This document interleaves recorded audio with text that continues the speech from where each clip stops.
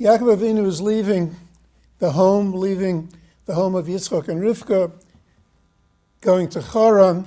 HaKadosh Baruch Hu tells him, Hinei onechi imoch, ushmarticha b'chol asher telech. I'm with you, and I'll protect you wherever you're going.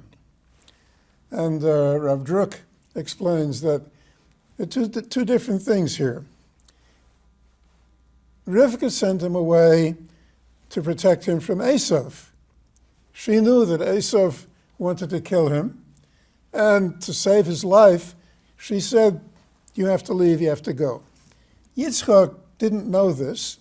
Yitzchak told Yaakov Avinu that you're going to Lavan, you're looking for a mate, for a wife, and he gave him a bracha. You should survive living with Lavan. You know, Lavan would have been in any Rogues Gallery picture. Lavan would have been featured. So Yaakov Avinu was to be saved from two things. I'll protect you from Esav wherever you go. I'm with you. Save you from Lavan. Nevertheless, we find that when Esav was approaching with his army of 400 people, with the intention of destroying Yaakov Avinu and his family, Yaakov was very much afraid. He was frightened. He was distressed. We find the same thing with Moshe Rabbeinu. Moshe Rabbeinu, when he's faced with a war against Sichon, against Og Melech HaBashan, HaKadosh Baruch Hu tells him, don't be afraid. When you tell somebody not to be afraid, that means he is afraid. And he has reason to be afraid. Yaakov was afraid. Moshe was afraid. They had reason to be afraid. But why? HaKadosh Baruch Hu promised them that they would be saved, they would be protected. They had nothing to fear. Why did they fear? And the answer is really very simple.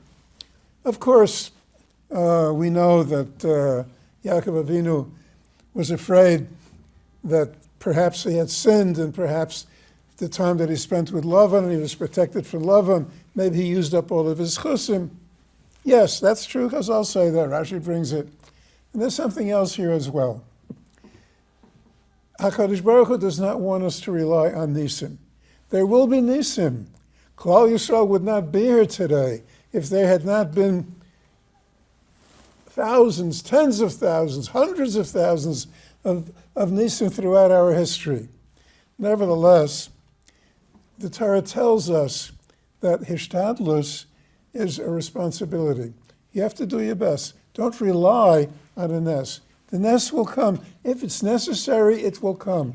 But you do whatever you have to do in natural means.